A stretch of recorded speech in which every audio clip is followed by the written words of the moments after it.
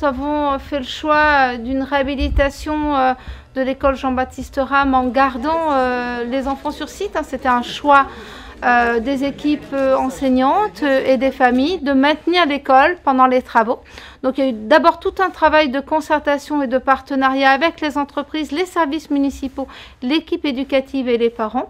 Et comme on a pu le constater sur cette première visite de chantier, le travail sur 3 phases de chantier avec toutes les mesures de sécurité a bien fonctionné. Le temps de cette phase, on a cloisonné en 2 espaces, donc la classe des petites sections.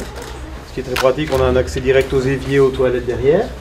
Et on a mis une barrière symbolique, Provisoire, ouais. Voilà, pour séparer avec l'espace de sieste pour les plus petits. Donc, qui est bien... Donc voilà, ça a été un déménagement conséquent puisqu'on a ramené les classes d'ici, le dortoir pour venir réaffecter. Et on a mis quelque chose de très fonctionnel là, et très pratique pour accueillir les jeunes, les plus jeunes, puisqu'on a les toilettes, les points d'eau, les dortoirs. Donc les premiers levés peuvent venir et prendre leurs activités petit à petit. On a fait le choix d'une école avec un espace public numérique. C'est quand même particulièrement innovant. Un espace public ouvert à la population et puis une partie de l'espace ouvert à l'école. Donc un bel outil pédagogique pour les enseignants. Une école aussi qui s'est voulue, que nous avons souhaité agréable et confortable pour nos jeunes enfants, puisqu'elle sera aménagée de coursives intérieures, ce qui va permettre des déplacements en toute tranquillité d'une salle de classe au restaurant sans être obligé de passer par l'extérieur. Et quand le temps est mauvais, c'est très très confortable avec des jeunes enfants.